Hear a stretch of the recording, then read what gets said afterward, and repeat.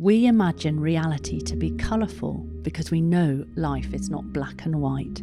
Colour illuminates the path by providing a map of consciousness through energising us so we can experience the unseen world and embody all of who we are becoming. So this is episode 2 of our podcast, Colourful Conversations. And in this particular episode, I'm going to be interviewing Kate, and she's going to be helping us understand a lot more about why people aren't all living their dreams right now. And I think also as part of this particular episode, we're going to look at the colours of 2024 and some of the themes that are emerging right now. But before we go there, Kate, perhaps you'd just like to tell us a little bit more about how you got on your own journey. Thanks, Kath. So I believe we're spiritual beings from the get-go, but we sometimes need a jolly good nudge or shove or what have you. And for me, the first glimmer of that was when I was about 29 and I read the book, The Celestine Prophecy, and I was captivated from the get-go all the way through. I read it until 4 a.m. and I was like, wow, this is amazing. And I knew I was going to be doing that kind of work, even though I didn't at that point in time really understand what a coach did or how you could be a coach or any of those things. And so it was the start of a journey which was very sort of like a spiral in a way. So it kept coming back. So then when I got married a few years later, I was offered a Reiki session on my honeymoon in the Amazon jungle. And I didn't really know what Reiki was or how it worked, but it was kind of nice. And a couple of years after that, I started training in Reiki. And it sort of happened bit by bit. And then I got to a point a bit like you were sharing with us last time, where I was like, well, here I am in PwC, going forward in one of the, top 4 consultancies in the world. I've made it. And yet it didn't feel anything like what I thought it would feel when you're in that place. So I was like, well, there's something missing. And I got seriously ill when I was running a global leadership development program in Poland. And they thought I might have to have a hysterectomy, which fortunately I didn't have to have. But I realized that was the universe, source, the divine, whatever you want to call it, saying, you're not meant to be here. You need to be doing something else. So even though it was terrifying, because I had no idea how I was going to earn my living or what that would look like, even though I was already a qualified coach, it was like, there is nothing to wait for now. And he's going to have to give it a go. So it was taking that leap and then watching things unfold. So that's it in a nutshell. And all of that happened over 12 years ago now. Wow. So let's talk then about what gets in the way of people living their dreams. Great question. So I think it's kind of like what happens, and you've probably had this experience, I know I have with clients, where they come in and they sort of start to see more of themselves through exploring the colours, and they almost get a sense of, felt sense of expansion, and they feel really good in themselves and they're really excited about the work and they can't wait for the next session. And then they leave and life continues as it does and other things happen. And it's like they're sort of pulled back, not to where they were, but closer to their old level of consciousness, shall we say, so a lower frequency, a lower vibration. And sometimes they kind of get that that's the process, that we get resistance, we get blocks that come in the way, and it's all part of the growth pains, if you like. But sometimes it's a bit like the sort of the chimp on the shoulder or the demon or whatever you want to call it, and they go, talks them into saying, well, it's all a load of old nonsense then, isn't it? It doesn't work. Clearly it doesn't work because my life hasn't transformed. The fact that they might have had 50 years of thinking in a particular way doesn't cross their mind in that moment. And so they listen to their ego mind, and then they kind of reject it. And that's what happens. So whether it's, a client of ours or, the work that we're doing, that happens in all sorts of situations in life. And the reason it happens is because we're habitual creatures. So it's a bit like when they say in neuroscience, they talk about neuroplasticity of the mind, so the ability to weave new stories, new ways of being. But and how hard that is, because if you imagine, if you've got a well-worn path that you know the outcome, even though it might be misery or fear or any of those low vibrational feelings, you know them, and it's almost like the old adage, better the devil you know. And actually to get these new states with more joy, grace, ease and flow, you have to create a new path. And that's a bit like being in the jungle, getting your machete out and chopping a way through the undergrowth, which can be hard work as you start on that journey. So I think in a way it's true to say that transformation is uncompromising. So you have to be willing to go through that and hold the belief or the intention that it will be better in the long run, but it's not all joy. Wow, there's a lot in that, and I think there are two things that I probably want to just summarize. What I was hearing is this idea of identity. Where are we putting our point of identity? Mm-hmm. And so when they've had a session and they've been working with color, what you're saying is they feel this sense of expansion. Can you say more about who they're identifying with in that moment in time? So you could call it the higher self or the expanded self or the essential true nature. Yeah. So you were talking last time, weren't you, about consciousness and what it is, but it comes back to what we were sort of hinting at. We start off, why is this happening to me? Then we have a recognition that we are co-creating our reality. Yeah. So that's the by me place. But actually where we're really wanting people to get to, and for ourselves as well, is that actually life happens through me, or ultimately life happens as me. So that we're so interwoven with each other, with the world, that it's our state that allows the abundance to come to us. So if we go on, as you alluded to into the introduction, I'm going to look at this year. So if we look at 2024, you've got 2 plus 2 plus 4, because obviously 0 doesn't have a value, and that makes 8. So we're in an 8-year numerologically, and there's a common view that 8 is about abundance and power. So that sounds really amazing. And we have to look at how an 8 is made. It's 2 circles, really. So you can really experience that abundance, or the absolute opposite, the mirror of that, total lack of abundance. And similarly with power. And it's been fascinating for me over this first months of the year, sort of seeing how power dynamics are playing out in key relationships, because it's looking into, well, what is this? And I think that links back to what we were saying about, in some ways, the expanded self. It's complex because all of these other factors are always there. So as you were saying in the last episode, how do we sustain that expansion? And is it possible, really? Yeah. So you mentioned ego. Yeah. And where ego gets in the way, and this habitual pattern. So give us some insights as to what we might need to consider this year of how we might stay in this expanded state then. Okay, so I think although colour isn't dualistic in nature, many people are. So they think, I like this colour or I don't like that colour. I mean, it just is on a level. So we take the colour violet. So I'm just going to show, for those watching the video, this bottle here. This is Saturn, and it's part of the energy of the year. So in terms of the colour violet, at its highest form, it's all about service and being of service. And so we can get that sort of sense that it's not so much what somebody's giving to me, but as I give and as I create opportunities for others, then other things come to me. It may not be from those particular individuals, but through, other connections in life. And that in a way is what abundance is, or having enough time to do all the things that you want to do without feeling like a headless chicken is another form of abundance.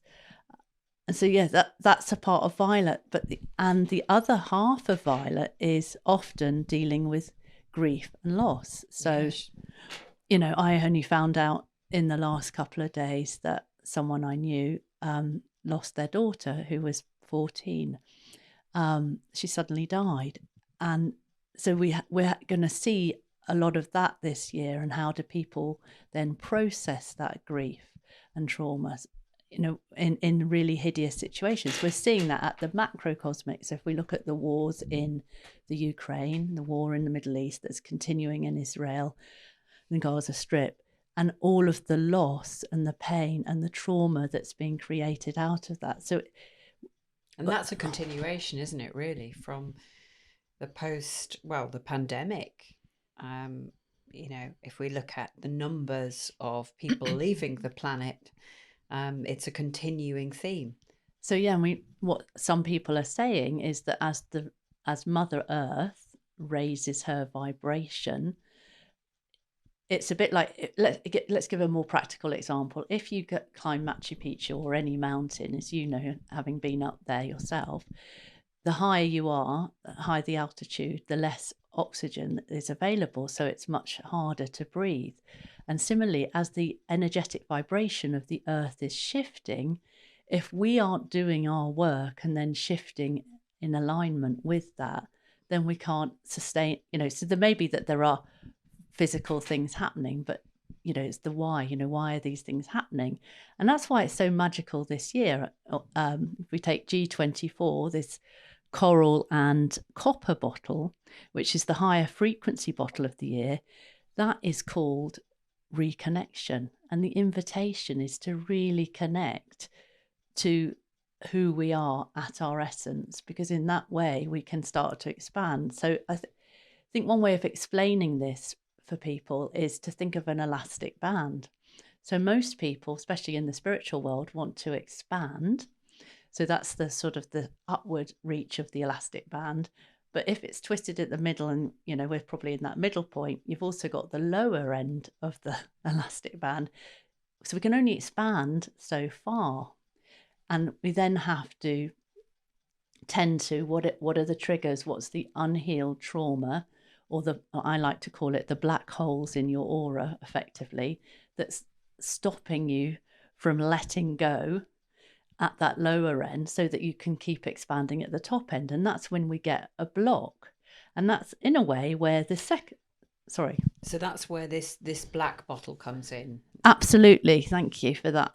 So this bottle is called Illumination, even though it's black, so it might sound a bit of an odd name, but it's a bit of a paradox. Yeah, exactly.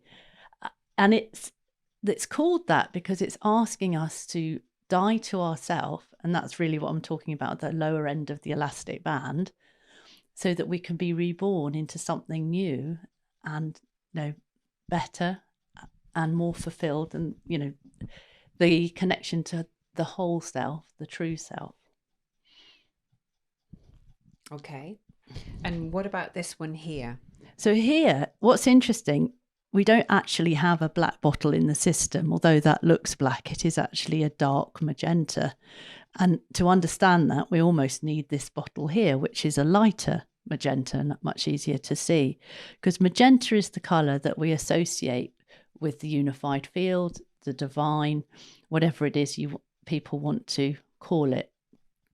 And it's the place of entry when we want to go deeper on our spiritual journey. We call it in our book, Colourful Boardrooms, the Alpha and the Omega, because it comes at the beginning of the journey and at the end of the journey.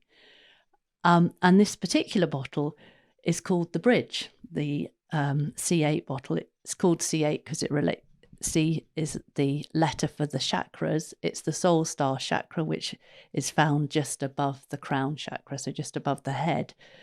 And it's sort of, the invitation is to bridge who we are at the, in our lower vibrational state, so that we can access our soul and ultimately our spirit, or our, that what you were calling, I think in the last episode, the higher sort of the super genius mind. Exactly. So getting into that place, and also I associate magenta with that present time. So yeah, we're not gonna be able to see all of that you're hinting at if we are running around like headless chickens. We need to stop and pause a bit, don't we, by the sound of it? Mm-hmm. So it's, in a way, magenta is like a container. I think we call that in our book. So I liken it to a bit like, if you grow bamboo, I don't know if you've ever grown bamboo, but it's probably the hardest thing to grow because you have to get the pH of the soil right. You have to get the right kind of water. And you do all this nurturing and it's hard work. And after a year, it's grown 2 inches. Yeah.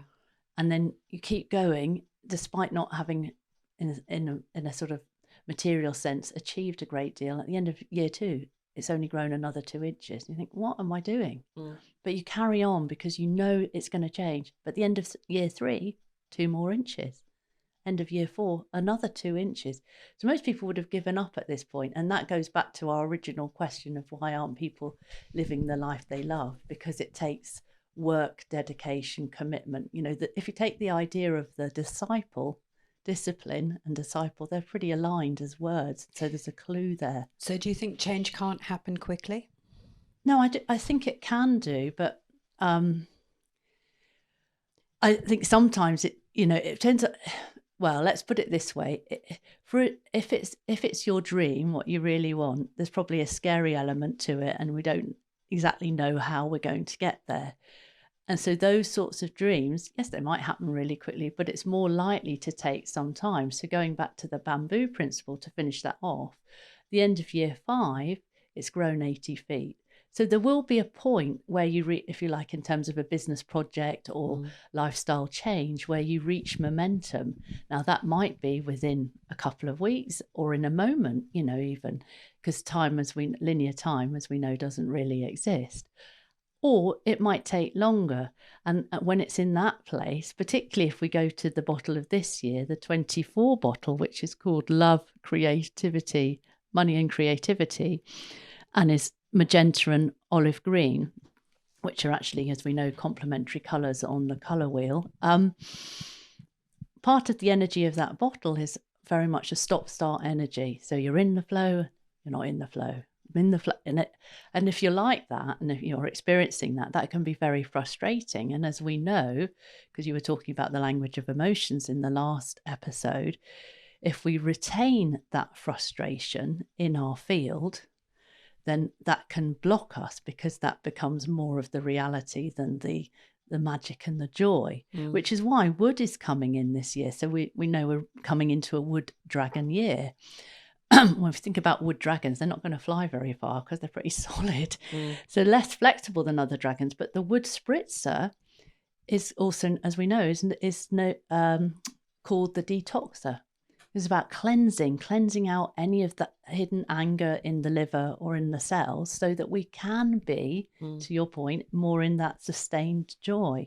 But the other aspect of it in the lilac, which is the lighter form of violet, is forgiveness. And that's a really important part because people do things that if you told the story about it, people say, gosh, did he do that? Did she? How awful, but that's just keeping you in that lower frequency. And if we look at the word forgiving, it's forgiving. So what it's inferring is to give life to myself. So I don't have to love, be with that person anymore or whatever. But if I have a different view on that, then things can move forward, which is why we also have the tower bottle here, which is olive green and lilac. Because if we aren't doing the cleansing and the forgiving, change will come because the only permanence is change, but it's likely to be pretty horrendous as you go through it if it's an enforced change as opposed to a conscious choice to change. Yeah. So you're pointing here to, from what looks like, some nice green shoots of spring emerging, but we've still got quite a bit of work to do on ourselves in the cleansing, the surrendering, the forgiving, and letting go of the grief in that collective form. I think the positive thing to end with, probably, Kath, because it might sound, that sounds like really hard sounds a bit heavy to me. Yeah. Let's go for the promise here for me is that you're always loved because we've got divine love, or this sense of the unconditional love, and positive, unconditional love, self-regard, and so on. And in the olive green, it's about collaboration. And as you and I know, because we've collaborated over many years now, when that's working, it's like, cooking on gas. It's easy, it's fun. You can do so much more because of you're in that energy where you're at a shared level of understanding and beingness. And that's what the world needs right now, doesn't it? That's where we need more of that sense of collaboration and connectivity. But what I'm hearing is, in order to get to that space, we've got to do the deeper work. Yeah, because often it comes back to what we haven't really talked about, but what's our relationship to power? So, quite often in a collaboration initially, if you're at the start of your business, you're looking for someone who's more established, because they're going to give you a leg up. But actually, you're not really in your own power, because you're still looking outside yourself to that person to sort you out, to help you get there, rather than going, I have all that potential within me. And if I'm coming from that place and they're coming from that place, wow, look what we can create. That is, which we haven't got here, but that is magic, which is a light olive green spritzer. And there's that lightness in the whole, and the playfulness that's implied there. So that, it is an amazing opportunity this year. And it depends where you are on that, self-inquiry. Well, I'm going to leave it on that note, Kay, and say more about our forthcoming episode, where we're going to be talking a lot more about where we're going to, this new earth, what's emerging, and the old paradigm. So thanks for your time. Thank you.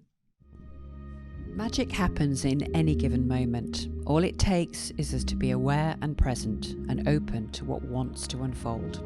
Our intention is always to enable you to see more, perceive more, and be more.